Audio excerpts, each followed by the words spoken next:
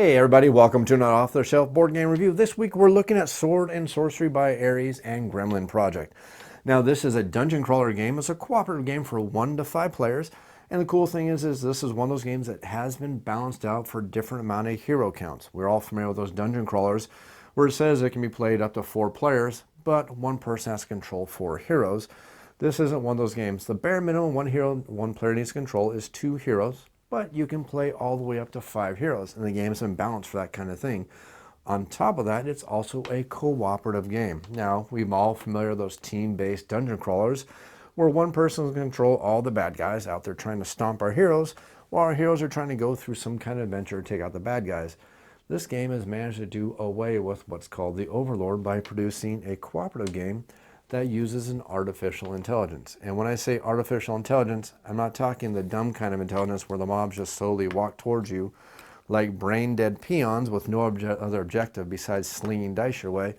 No, this is an artificial intelligence where monsters are going to activate based on their color, based on their type, based on where our heroes are in relation to them, just because they happen to be very far away, or they're going to do range attacks, or just how are they going to act. It's all based on this artificial intelligence. And the cool thing about this artificial intelligence is you may have a gremlin, a red gremlin, who's going to act different than a blue gremlin, who's going to activate different than a green gremlin, because not only do they all have their own individual artificial intelligence, they all have their own individual stat cards. That means one blue gremlin isn't necessarily like another blue gremlin. Some of them are going to come into play with their own special powers that no other hero enemy may have. Or at the end of every hero's single turn, they're all going to activate based on these encounter cards.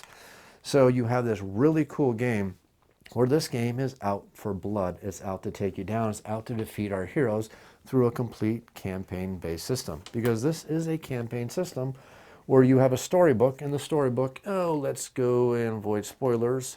You're going to travel through this realm and you're going to flip the page and you're going to build maps. I was going to tell you how to set up a map. And as you play through that map, it's going to allow you to go through the Book of Secrets, which is going to expand the storyline. You never open up this book until the book in the storybook tells you to do so. And it's going to have you read certain sentences or maybe a paragraph, and it may even have you making decisions that may or may not, spoiler warning, affect the future campaign as you play through the game. On top of all this, this is a game where our heroes are going to level up. And you can be a lawful hero or a chaos hero, and every one of those heroes plays differently. You may be a holy knight of law, or you may be a dark knight of the black rose because you follow chaos. So the cool thing is that you have all that, and on top of that, you have all of these powers to select from for all of our heroes. Now these are all the hero powers for all 5 of our heroes in the base set, and you're never going to see all the powers for every single one of our heroes. So every time you play this game through the campaign, you may decide that you want to play the paladin on your first playthrough. Then you may decide that you want to be the Dark Paladin on the second playthrough, having access to completely different powers, different abilities, and different things as you level up, because you will be leveling up from level 1 all the way to level 7 at the end, and it's going to give you different special powers, different abilities, different access to everything, creating a different hero every single time you play the game.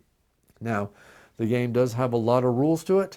The rule book that comes with it is about 56 pages long, but there's a lot of stuff to this game, including how to level up your heroes, how to build your adventures, how to suffer effects such as poison, effects such as fire, how to gain money, how to control the AI of these monsters, and how to level up your heroes. But if you want, you can check out my tutorial video for the game.